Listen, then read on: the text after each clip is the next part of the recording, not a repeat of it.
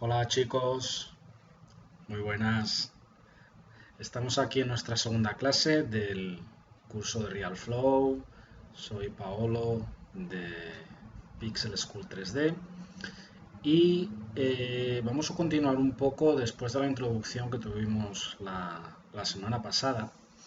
Un poco en el contenido ya ir un poco profundizando sobre todo en cómo funcionan los objetos, cómo funcionan los emisores, cómo funcionan los demons, cómo funcionan las mallas, las partículas, etcétera, etcétera, para que ya poquito a poco vayáis teniendo unas nociones más profundas sobre qué hace cada cosa y cómo funciona cada elemento. Y así ya en la próxima clase, en un principio ya, poder hacer un ejemplo ya más detallado, un ejemplo concreto. ¿Ok? Entonces vamos a empezar por algo muy sencillo. Vamos a crear una geometría y en esa geometría vamos a crear un plano. ¿Ok? Nuestro plano está aquí.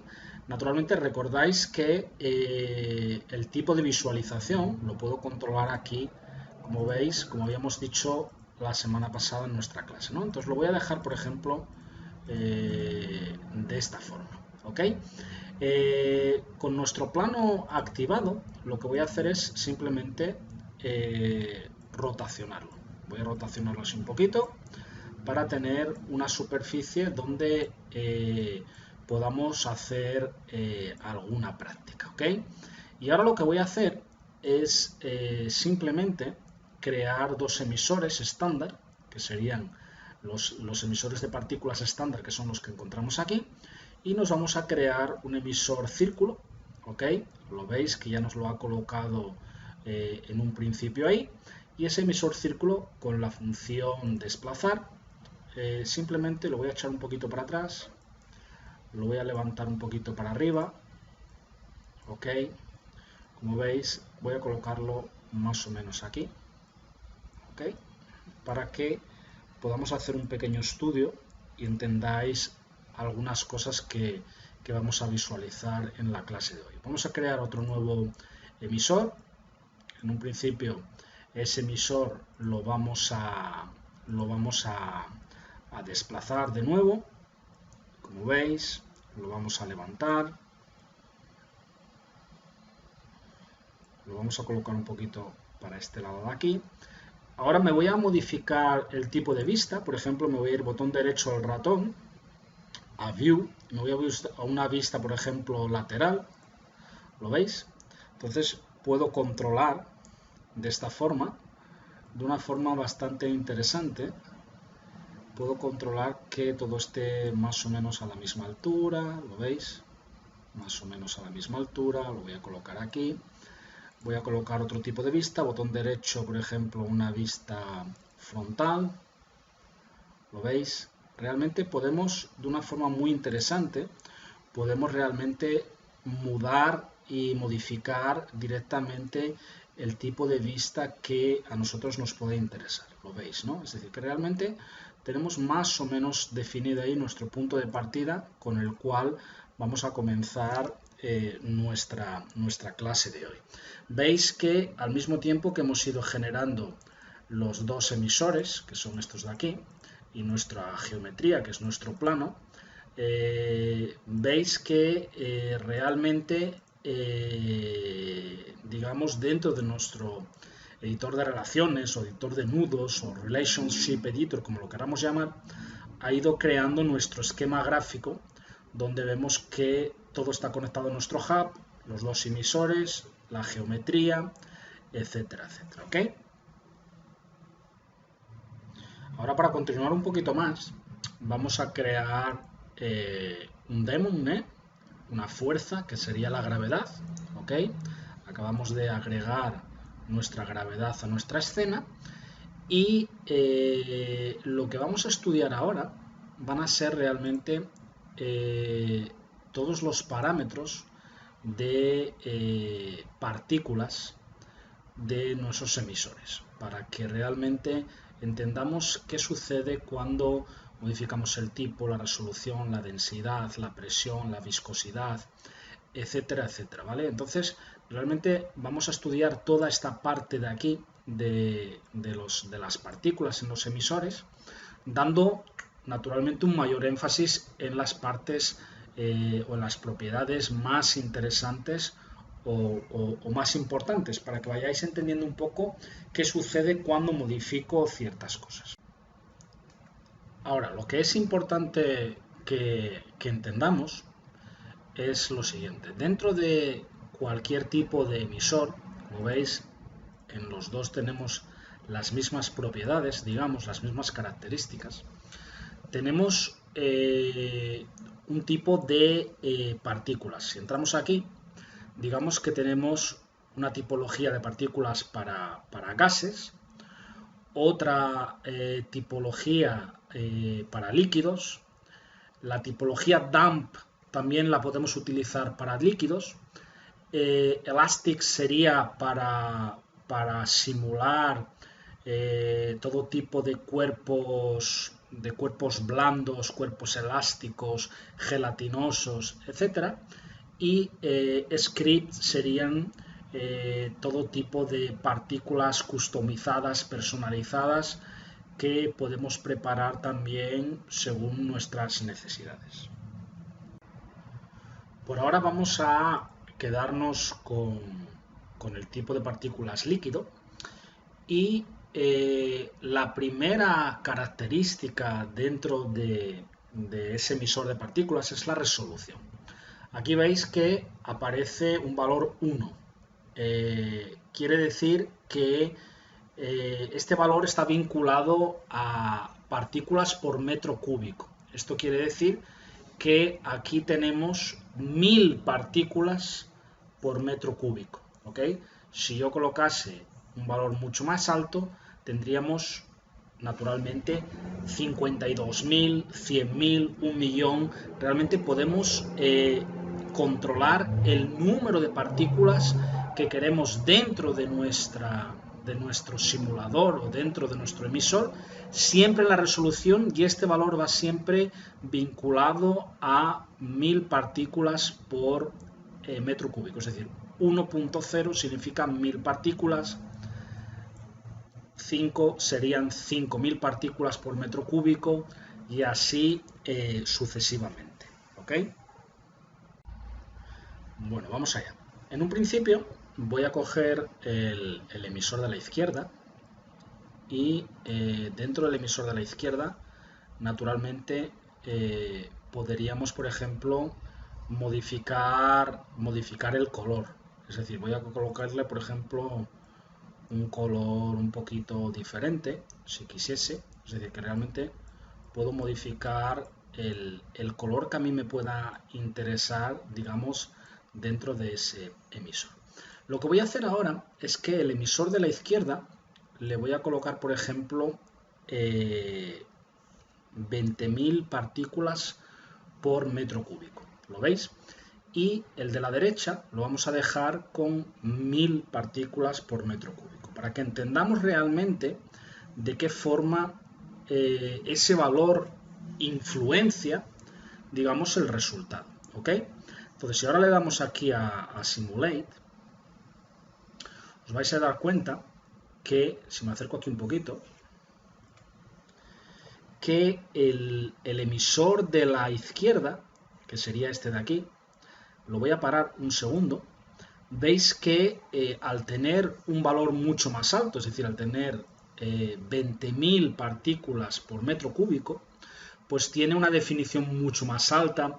Veis que tiene un nivel de densidad de partículas mucho mayor de lo que tenemos en el que tenemos 1000 partículas por metro cúbico. Entonces veis que realmente este valor, resolución, influencia claramente en el resultado, es decir, que realmente estáis viendo que no es la misma cosa, ¿no? Es decir, que este de aquí está mucho mejor definido, mucho más delineado, es decir, que realmente vemos un resultado completamente diferente tanto en uno como en otro, lo veis, ¿no? Es decir, que claramente estamos viendo que ese valor, digamos, modifica claramente el tipo de fluido y la forma de nuestro fluido.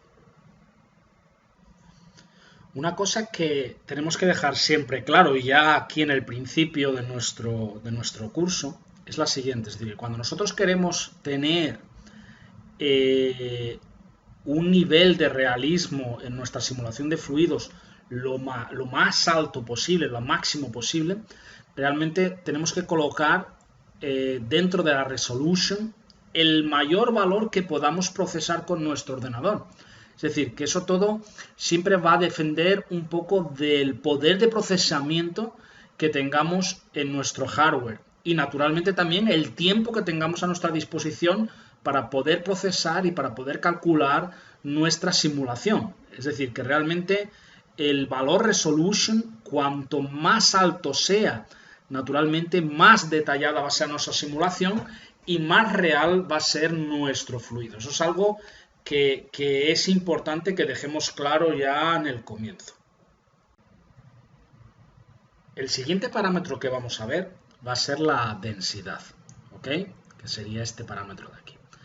La densidad está medida, digamos, por masa, es decir, estos 1000 que está por defecto dentro de la densidad es el equivalente a 1000 kilos por metro cúbico, ¿ok? Es decir, que todos los líquidos tienen un peso diferente, una densidad diferente, una masa diferente. Entonces, este valor también es muy importante para que podamos llegar al nivel de realismo que a nosotros nos interesa. Es decir, que realmente no es lo mismo, por decir algo, un metro cúbico de agua que un metro cúbico de aceite. ¿Ok? Entonces, eso es algo que también vamos a ver ahora, que es súper importante que entendamos que la densidad también influencia claramente en nuestro resultado. Como os estaba diciendo, cada tipo de fluido tiene una masa diferente. Entonces, por ejemplo, el agua, en este caso tendría esta masa que trae aquí por defecto, 1000. ¿Ok? Es decir, 1000 kilos por metro cúbico es lo que pesaría la agua. Si nosotros queremos, por ejemplo, crear otro tipo de fluido, otro tipo de líquido, por ejemplo, miel, chocolate, que son mucho más densos, entonces vamos a tener que trabajar con parámetros mucho más altos, por ejemplo, 15.000, 20.000, 30.000 de densidad. Entonces, tenemos que entender que cada fluido o cada partícula de cada fluido tiene una densidad diferente. Entonces, eso es algo que también tenemos que entender claramente, que al modificar y al colocar la densidad correcta de nuestro fluido, pues eso va a afectar a cómo el fluido va a ser generado, cómo el fluido va a interactuar con otros fluidos o con otras geometrías o con otros objetos, y realmente colocando los valores correctos obtendremos, digamos, el mejor resultado. Lo que voy a hacer ahora va a ser simplemente resetear nuestro caché, ¿ok? Y por ejemplo, en el círculo emisor de la izquierda, en el 1, vamos a colocarle, por ejemplo, una densidad 10.000, ¿ok? Y en el de la derecha vamos a dejarlo con una densidad 1000. Entonces vamos a darle aquí al simular. Entonces, en este caso realmente casi no se va a apreciar mucho la diferencia. Sí que se va a apreciar que, digamos, la creación de cómo el fluido interactúa aquí es diferente a la que vemos aquí. Pero lo que es importante es que tenemos que entender lo siguiente, que la densidad es súper importante cuando queremos mezclar, por ejemplo, dos tipos de fluidos. Es decir, imaginaros en un objeto, en una copa de cristal donde queremos mezclar aceite, por ejemplo, con agua. Entonces, al mezclar esos dos fluidos, pues naturalmente la densidad, al ser diferente tanto en uno y tanto en otro, pues ellos mismos entre ellos van a interactuar de una forma completamente diferente. Pero eso ya lo veremos en ejemplos más adelante. Pero yo creo que da para ver claramente que la creación aquí es completamente diferente a la de aquí. Veis que en esta parte central, por tener una alta densidad, pues queda mucho más definido nuestro fluido de lo que tenemos aquí en la simulación con el agua. Ahora vamos a explicar lo que es la presión interna y la presión externa, ¿ok? Pero antes de eso vamos a volver atrás con nuestra simulación, vamos a resetear de nuevo y en el emisor de la izquierda, que sería este de aquí, vamos a volver a colocar, por ejemplo, una densidad 1000, ¿vale? Para que los dos en un principio sean iguales y cuando ahora modifiquemos las diferentes presiones interiores y exteriores, pues cada uno de ellos reaccione como de forma completamente. Una de las propiedades o de las características más importantes de la presión interna y la presión externa es la siguiente, es decir, cuanto más alto es el valor de la presión interna, lo que va a suceder es que las partículas se van a separar más unas de las otras, ¿ok? Y si aumentamos en un principio el valor de la presión externa, va a suceder totalmente lo contrario, es decir, que las partículas, en vez de separarse unas de las otras, se van a juntar unas de las otras. Entonces vamos a hacer aquí una pequeña prueba. En el emisor de la izquierda vamos a darle una presión interna de, por ejemplo, de 20, ¿ok? Entonces en ese caso las partículas se van a separar más unas de las otras, ¿ok? Y en el otro emisor vamos a colocarle una presión externa de 20. Y en ese caso, ese emisor lo que va a hacer es que con la presión externa vamos a juntar mucho más las partículas unas de las otras. Vamos a lanzar la simulación para que veamos un poco lo que sucede, ¿ok? Entonces le damos aquí a simular. Si os dais cuenta, ya a la hora de crear la simulación, aquí está mucho mejor definido. Aquí veis que las partículas tienden a separarse unas de las otras, ¿no? Y aquí está todo mucho mejor definido que lo que tenemos aquí, ¿ok? Por ejemplo, vamos a hacer algún cambio para que entendamos, se vea un poco más claro. Vamos a resetear y en un principio, en el de la izquierda, lo que voy a hacer es que le voy a aumentar la presión, por ejemplo, a 80, es decir, que las partículas se van a separar mucho más y, por ejemplo, la externa le voy a colocar un valor 0.1, ¿ok? Y en el otro voy a colocar totalmente a la inversa. Aquí le voy a colocar un valor 0.1 y aquí le voy a colocar un valor 80, ¿ok? Y vamos a darle aquí a nuestra simulación y fijaros ahora la diferencia. Fijaros qué está sucediendo aquí, donde las partículas realmente salen como despedidas entre ellas, ¿no?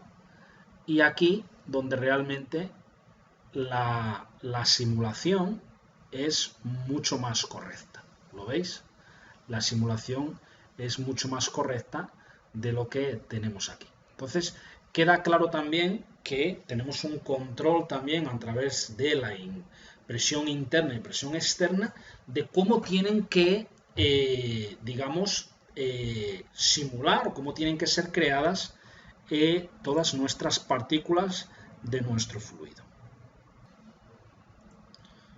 Lo importante realmente que tenemos que ver es que cuando en el emisor colocamos una presión exterior más alta, realmente el líquido se queda mucho más compacto, mucho mejor definido, y cuando en el otro emisor, por ejemplo, como hicimos aquí, le colocamos una presión, digamos, interna más alta, lo que sucede es que las partículas salen despedidas, se desorganizan y realmente la simulación no es realmente lo que estamos buscando, ¿okay? Si queremos un líquido o un fluido bien definido, más realista, tenemos que trabajar naturalmente con valores de presión externa más altos. ¿Okay? Voy a parar aquí la simulación y vamos a continuar un poco con los otros parámetros. El próximo parámetro interesante es la viscosidad. Igual que decíamos antes con la densidad, todo tipo de fluido, todo tipo de líquido, tiene una densidad determinada, o en este caso una viscosidad determinada, ¿ok? Entonces, ¿qué significa la viscosidad dentro del Real Flow? Realmente va a ser muy fácil de entender, es decir, que realmente la viscosidad va a controlar cuánto queremos que nuestras partículas se queden unidas, ¿ok? Cuanto más alto sea el parámetro de viscosidad, más unidas se van a encontrar las partículas de nuestro fluido. Cuanto más bajo sea el valor de viscosidad, menos unidas se van a encontrar las partículas. Y de esa forma vamos a conseguir realmente poder crear cualquier tipo de fluido con unas características extremadamente reales. Una cosa importante es lo siguiente, es decir, dentro del valor de viscosidad, cuando queremos simular, por ejemplo, un líquido como el agua, el valor de viscosidad que vamos a utilizar va a ser siempre entre 1 y 3 como máximo. Si por lo contrario vamos a querer, por ejemplo, simular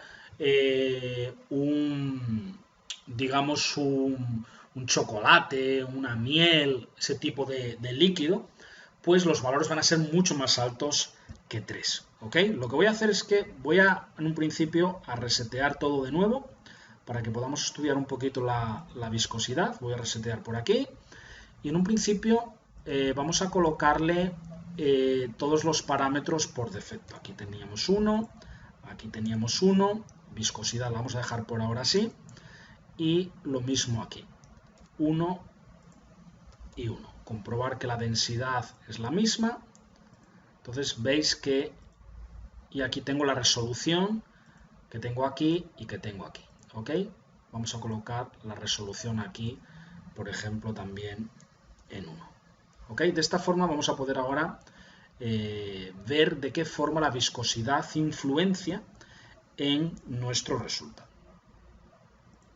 En nuestro emisor de la izquierda vamos a colocar, por ejemplo, una viscosidad bastante alta. Por ejemplo, imaginaros 30. ¿Ok? Y en el de la derecha vamos a colocar una viscosidad muy baja, que sería, por ejemplo, un valor 1. ¿Ok? Entonces, vamos a lanzar nuestra simulación y vamos a ver qué sucede. Entonces, os vais a dar cuenta que, naturalmente, aquí, como tenemos, lo voy a parar, si os dais cuenta, al tener una viscosidad mucho más alta, digamos que las partículas se quedan mucho más juntas, mucho más agrupadas, mucho más alineadas, ¿no? En este otro de aquí, al tener una viscosidad mucho más baja, pues realmente las partículas tienden a, en un principio, a se mover y a se repartir por todo nuestro plano, ¿no? Entonces realmente aquí sí que se aprecia que esto podría ser, por ejemplo, un chocolate, algo parecido, y esto aquí podría ser unas gotas, un fluido que al caer en el plano las gotas pues salen repartidas por toda la superficie. Realmente la viscosidad es uno de los parámetros muy importantes, ¿no? Porque realmente es uno de los parámetros en los que podemos hacer todo de forma correcta o realmente incorrecta, ¿no? Realmente, si no colocamos de forma correcta la viscosidad que estamos queriendo para nuestro tipo de líquido, para nuestro tipo de fluido, para nuestra simulación, nunca vamos a conseguir que esa simulación sea realmente lo real que nosotros estamos buscando. Y lo importante de todo esto siempre es un poco ir testando los niveles de viscosidad de nuestros fluidos hasta encontrar el resultado que para ti, por ejemplo, es el que tú estás queriendo para ese tipo de fluido. Entonces, a partir de ese momento, realmente, cuando tengas que hacer un fluido igual o similar, la viscosidad siempre va a ser la misma. Es decir, no vamos a inventar la rueda cada vez que hacemos una simulación. Entonces, esto es algo muy importante. Luego, en clases más adelante, os daré una tabla digamos, de configuraciones, de fluidos entre comillas estándar, para que tengáis también una base donde poder tener un punto de partida a la hora de crear cualquier tipo de simulación. El próximo parámetro que que es importante es el surface tension. La tensión en un principio de superficie. La tensión de superficie, vamos a ver cómo os lo explico, digamos es un fenómeno que algunos líquidos realmente tienen, que es como si fuese realmente una pequeña camada de fluido en la parte superior de nuestro líquido, ¿no? Es decir, tenemos que pensar esto como, por ejemplo, imaginaros un vaso de agua, el cual está lleno hasta arriba, y realmente en la parte superior del agua tenemos como si fuese una pequeña película de agua que lo que hace es que no permite, digamos, que, por ejemplo, el agua se salga fuera de nuestro vaso, aunque esté justamente en el borde del vaso. Realmente esto nos va a permitir poder controlar de qué forma nuestro líquido o objetos van a interactuar con nuestro líquido y realmente poder controlar también que ese efecto sea lo más correcto posible. Este parámetro de surface tension es también un poco lo que sucede algunas veces en la naturaleza, ¿no? Es decir, imaginaros un mosquito, el cual pesa muy poquito, entonces él se queda realmente encima de la superficie del agua sin caer hacia adentro, ¿no? Entonces realmente él consigue, o digamos que la mínima partícula de tensión superficial hace que el mosquito pueda quedarse encima del agua sin ahogarse, ¿no? Entre comillas, ¿no? Entonces realmente ese es el parámetro que controla todo eso. Lo que vamos a hacer ahora, voy a resetear de nuevo nuestra simulación. Espero que os esté gustando. Yo realmente al principio del curso siempre intento ir explicando los parámetros con ejemplos súper sencillos, ¿no? Porque de esta forma yo creo que queda mucho más claro de qué forma funciona cada cosa, ¿no? Y después ya más adelante iremos complicando y iremos entrando un poco más en detalle. Vamos a resetear, digamos, nuestra simulación y en un principio vamos a colocarle la viscosidad en 3, que es lo que teníamos por defecto, y aquí en 3, que es lo que teníamos por defecto también. Vamos a lanzar la simulación para que veamos un poco de qué forma la surface tension influencia en el resultado, ¿ok? Entonces vais a ver ahora que, vamos a dejarlo, que nos lo...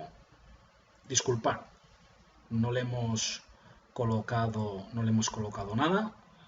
Vamos a darle, por ejemplo, al de la izquierda una surface tension de 20, por ejemplo, y a la de la derecha le vamos a dejar en 0, ¿ok? Y vamos a lanzar nuestra simulación y vais a ver cómo son completamente diferentes. Fijaros. Si nos damos cuenta, digamos que las partículas se agrupan de una forma completamente diferente, en el que tenemos, por ejemplo, una surface tension más alta, ¿ok? Que en el que tenemos una surface tension más baja. Es decir, que realmente el resultado va a ser completamente diferente. Quizás aquí no se aprecia muy bien por el tipo de objeto que estamos utilizando, pero en pruebas que haremos más adelante y en test que haremos más adelante vais a ver que realmente el resultado es genial, ¿no? Que realmente conseguimos que todo eso influencie y nos dé un resultado lo más detallado posible, ¿ok? Entonces, si os dais cuenta, por ejemplo, siendo el mismo fluido, os dais cuenta que en el que tenemos una surface tension mayor, pues las moléculas o las partículas tienden a agruparse, ¿no? ¿Lo veis? Y en el que tenemos una surface tension menor, si os dais cuenta, es completamente diferente. Es decir, que el tipo de de simulación, el tipo de efecto, es completamente diferente. Quizás para que lo veáis un poquito más claro, voy a resetear esto de nuevo, un segundo, y en el emisor de la izquierda, en este de aquí, vamos a colocarle una Surface Tension mucho más alta, por ejemplo 50. ¿Ok? Y yo creo que ahora lo vais a ver mucho mejor. Vamos a darle aquí a simular. Y vais a ver que en este caso aquí las partículas tienden a agruparse de una forma completamente diferente a lo que tenemos en el otro fluido. ¿Ok? Es decir, si os dais cuenta, veis que las moléculas o las partículas tienden a agruparse, en este caso de aquí, cosa que no sucede tan claramente, si os dais cuenta, veis esto y veis esto, es completamente diferente la forma con la que reacciona la superficie de nuestro fluido. Vamos a resetear todo de nuevo para pasar al siguiente parámetro. Ok. Y en un principio, el próximo parámetro que vamos a ver es la interpolación. Dentro de la interpolación tenemos tres tipos de interpolación diferentes. Entonces, realmente la interpolación va a controlar de qué forma RealFlow va a interpolar, o organizar o colocar, digamos, nuestras partículas dentro de un ambiente de simulación. Entonces, realmente este también es un parámetro bastante interesante y bastante... Lo que podemos explicar un poco sobre los tres tipos de interpolación es el siguiente. Imaginaros, por ejemplo, tenemos un vaso de agua o una taza de vino, donde realmente tenemos que tener el máximo de partículas dentro de ese vaso o de esa taza de vino para que, digamos, la simulación sea lo más real posible, ¿no? Entonces, si nosotros colocamos interpolación en none, no vamos a tener ninguna interpolación de partículas y realmente el RealFlow no va a ser capaz de rellenar esa superficie o ese volumen de forma correcta. Si colocásemos, por ejemplo, una interpolación global, lo que él va a hacer es, digamos, interpolar y llenar algunas partes en las que no tenemos partículas, interpolando partículas de nuestro emisor, y tampoco vamos a obtener el resultado más correcto. ¿Okay? En este caso, lo más interesante sería utilizar la interpolación local, quizás también para que entendáis un poco, realmente la interpolación global, por ejemplo, sería interesante cuando tenemos, imaginaros, una caja en la que tenemos agua dentro de esa caja. Entonces, como la interpolación de partículas no tiene que ser tan exacta para mantener, digamos, la geometría de la caja, pues con interpolación global lo podemos hacer de una forma muy directa y muy rápida. Y además lo interesante es que la interpolación global se renderiza muy rápido, ¿no? Se renderiza muy rápido. Pero realmente, en este caso, la que es interesante sería la interpolación local, que os voy a explicar ahora mismo. Entonces, lo que estábamos hablando es lo siguiente, es decir, imaginaros cuando necesitamos rellenar una superficie muy grande de fluido, inclusive podríamos colocar una interpolación none, que sería súper rápida en renderizado, pero mucho menos detallada, o inclusive global, ¿no?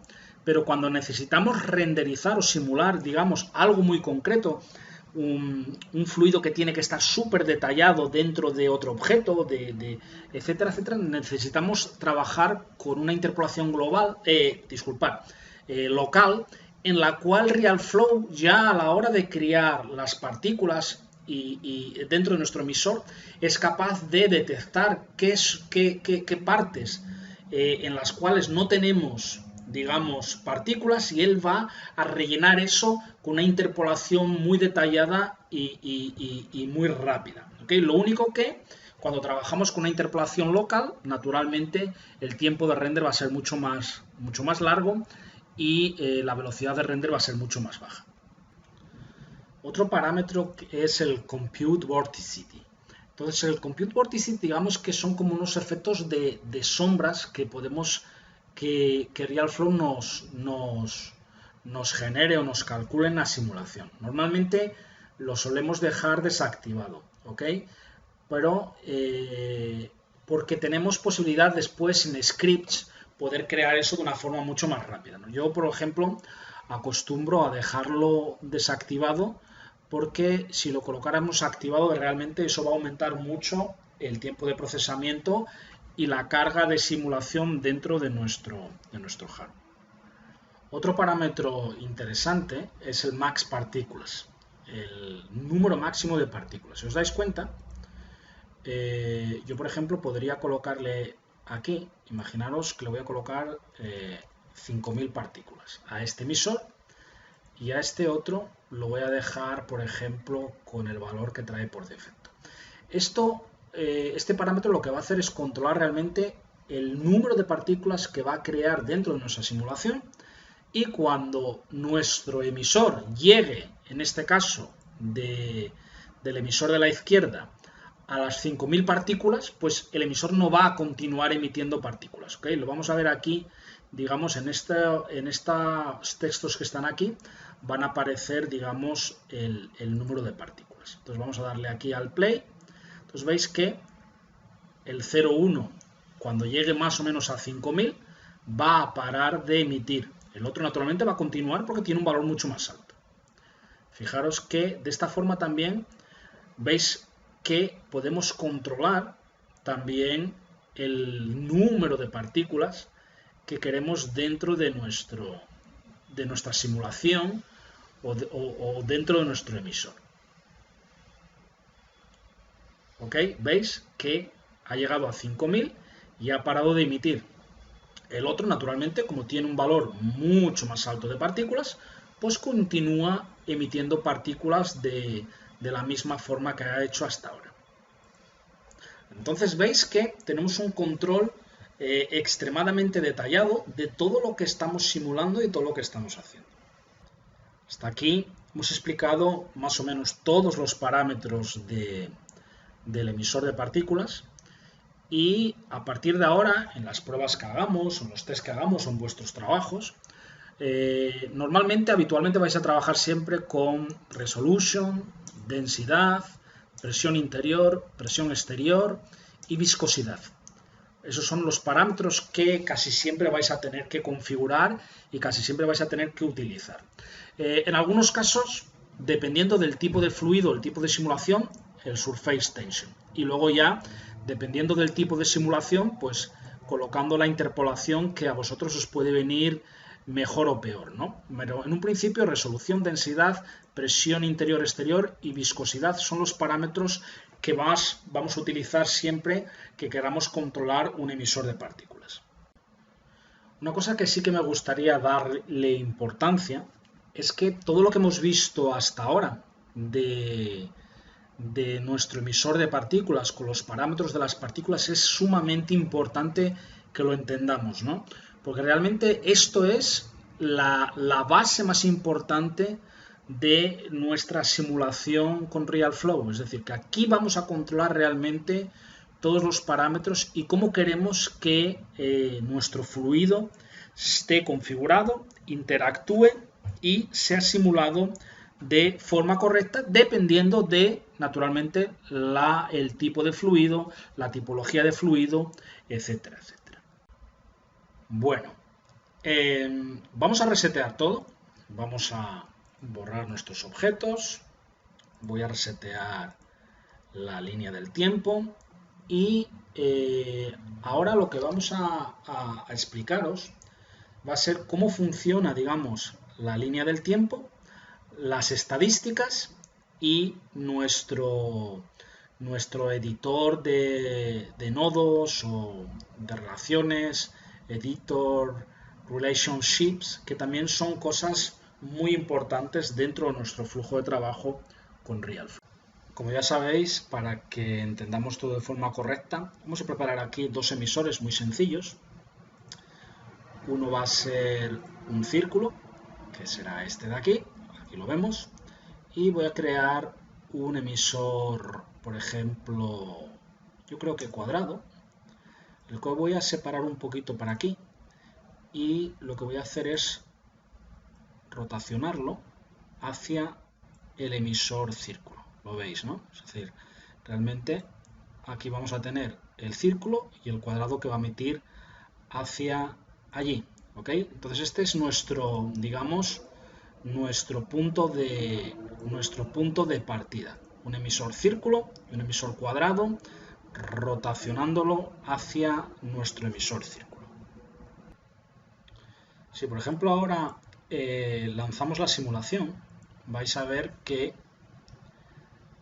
este fluido, cuando choca con el otro fluido, veis que interactúa tanto uno con el otro. ¿Lo veis? Vamos a parar la simulación, vamos a resetear y por ejemplo voy a coger el square y lo voy a girar un poquito hacia abajo. ¿Ok? Le damos a simular y veis que entre ellos naturalmente interactúan y este de aquí deforma al otro emisor. Para que todo funcione un poco más real, lo que vamos a hacer es que vamos a agregar a nuestra escena un demon, en este caso la gravedad, la cual simplemente la voy a separar un poquito de aquí para que no nos moleste, pero realmente no importa dónde la coloquéis, porque esto no va, digamos, a influenciar de ninguna forma el resultado. ¿Ok? Lo que voy a hacer es que voy a acercar un poquito esto y vamos a darle a Simulate.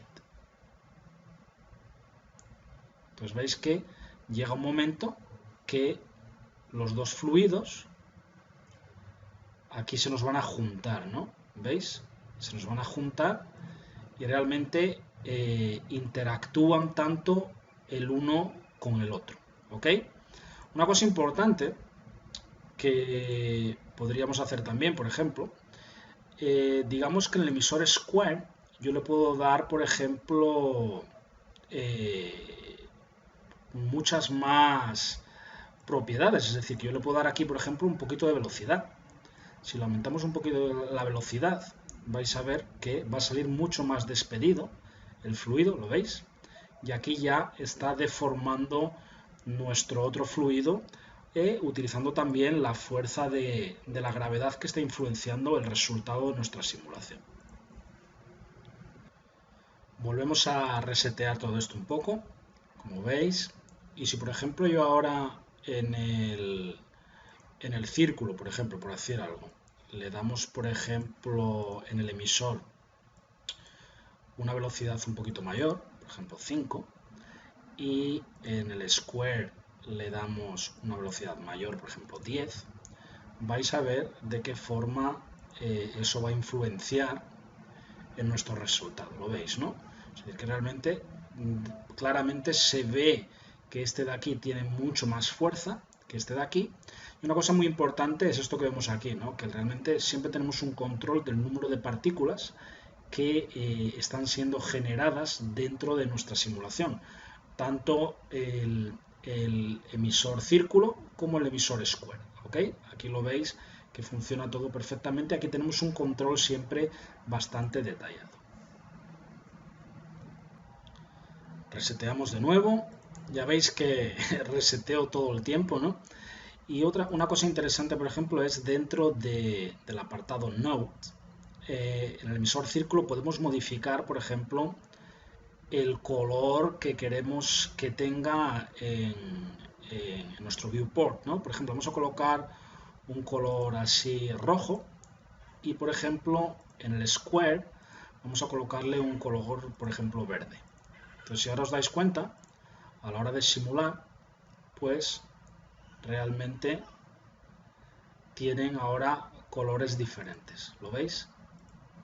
Dependiendo el que está activo o el que no está activo, veis que podemos colocarle un color personalizado para que de esa forma nos sea mucho más sencillo poder ver qué está sucediendo con el fluido y cómo está influenciando uno con el otro. Otra cosa también muy interesante es que dentro de cada emisor de partículas, si os dais cuenta aquí tenemos la simulación activa, inactiva o caché.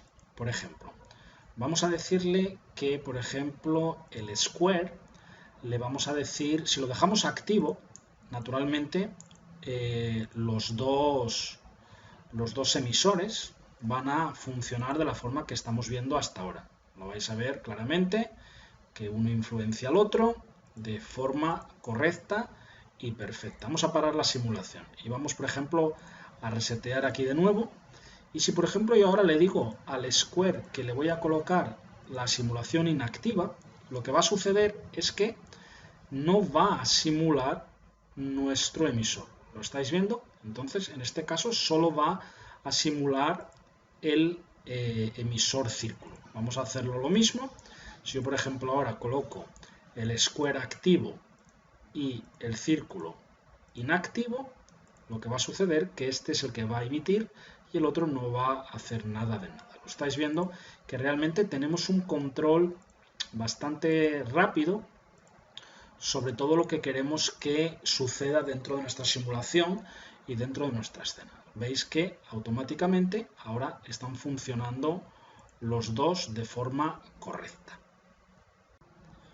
Otra posibilidad que tenemos dentro de la simulación de cada emisor es cache, que sería, digamos, guardarlo dentro de la memoria caché de nuestro ordenador. Es decir, lo que voy a hacer es lo siguiente. Voy a quitar, por ejemplo, el emisor square, lo voy a colocar inactivo, y el círculo vamos a resetear y lo voy a dejar simular hasta los 200 frames, ¿vale? Vamos a dejar que simule todos los frames dentro de nuestra timeline. Entonces vamos a dejarle que lo simule todo, y una vez que esté simulado os voy a mostrar que podemos modificar dentro del simulation de cada emisor, por ejemplo, de activo para cache, y lo que él va a hacer es que en un principio vamos a poder, va a quedar guardada toda esa simulación dentro de la memoria caché, o como lo queramos decir en español, de nuestro ordenador, y en un principio vamos a poder hacer alguna modificación dentro de nuestro propio modelo, dentro de nuestra propia simulación, dentro de la posición de nuestro emisor, sin que eso influencie en lo que tenemos grabado en la memoria caché. Realmente lo vais a ver ahora, es decir, que yo voy a poder dejar la emisión de partículas tal cual como está, y podría llevarme el emisor a otra posición totalmente diferente dentro de mi escena, ¿ok? Vamos a dejarle que termine de calcular esto para nosotros y ahora mismo volvemos. Ya estamos de vuelta, ya nos ha calculado los 200 frames, veis que le puedo dar para adelante, para atrás, como lo veis, ¿no? Entonces, en un principio, yo ahora puedo decirle que el emisor círculo le puedo guardar todo eso en caché, ¿ok? Y ahora, por ejemplo, podría coger el emisor y llevármelo al otro lado. Entonces, si yo vuelvo a simular, os vais a dar cuenta que realmente todo está guardado en la memoria caché, ¿lo veis? Aunque mi emisor ahora lo he modificado de posición. Solo es interesante, ¿no? Que realmente podemos guardar esa simulación realmente en la memoria caché cuando a nosotros nos interese. Si nosotros ahora, por ejemplo, quisiésemos actualizar lo que vais a ver, es decir, que si yo vuelvo atrás, le vuelvo a dar al play, veis que sigue todo en la memoria caché tal como lo habíamos hecho, ¿no? Si yo ahora, por ejemplo, lo que quiero es, digamos, que todo eso se actualice, entonces vamos a colocarlo en activo, vamos a resetear y vamos a simular de nuevo, y ahora va a volver a simular en esta nueva posición. Es decir, que realmente aquí tenemos un control de lo que queremos que el emisor haga, que simule activamente, inactivamente, o nos guarde todo dentro de la memoria caché de nuestro ordenador. Lo importante de esta funcionalidad del catch es que realmente podemos agilizar mucho el trabajo, ¿no? Sobre todo a la hora de simular, renderizar, etc. Lo importante es que debemos tener una cosa muy clara. Solo podemos guardar en catch cuando tenemos claro que nuestro emisor se va a quedar en esas coordenadas, en esa posición, y va a emitir de esa forma. De esa forma lo podemos guardar en catch y agilizar todo el proceso. Pero si realmente necesitamos modificar en cualquier momento alguna característica, alguna posición dentro de nuestro emisor, no tendríamos que volver a resetear y volver a renderizar de nuevo. Vamos a resetear todo de nuevo y vamos a ver de una forma rápida nuestra timeline. En un principio, dentro de nuestra timeline, veis que tenemos 200 frames, ¿no? Entonces, yo en cualquier momento le puedo modificar, por ejemplo, aquí el valor que quiero tener en mi timeline. Por ejemplo, ahora mismo le he puesto 35. Eso significa que si ahora le doy a Simulate, solamente me va a simular los primeros 35 frames. ¿Lo veis? Si yo lo reseteo y le coloco, por ejemplo, ahora 100 frames y renderizo de nuevo, veis que ahora va a llegar hasta los 100 frames. Esto es algo muy interesante que me va a permitir también poder controlar qué simulación, qué duración quiero que tenga mi proyecto. Bueno, vamos a parar por aquí. Espero que os haya gustado nuestra clase de hoy, donde hemos explicado, digamos, las bases más importantes y fundamentales de RealFlow. En un principio, lo que haremos es que vamos a liberar 2 clases por semana, pero 2 clases un poquito más cortas, ¿no? Porque yo creo que tanto para vosotros es más interesante y para nosotros a la hora de grabar y de crear también es un poco más fácil, ¿no? Entonces, vamos a parar esta clase por aquí y en un principio mañana os enviaremos otra clase con más o menos la misma duración para que podáis estudiar todos los detalles y vayamos profundizando ya directamente. Nuestra clase queda confirmada para el viernes, os pasaremos después los horarios y en un principio daros muchas gracias por vuestra confianza, mandaros un abrazo y hasta la próxima. Hasta luego.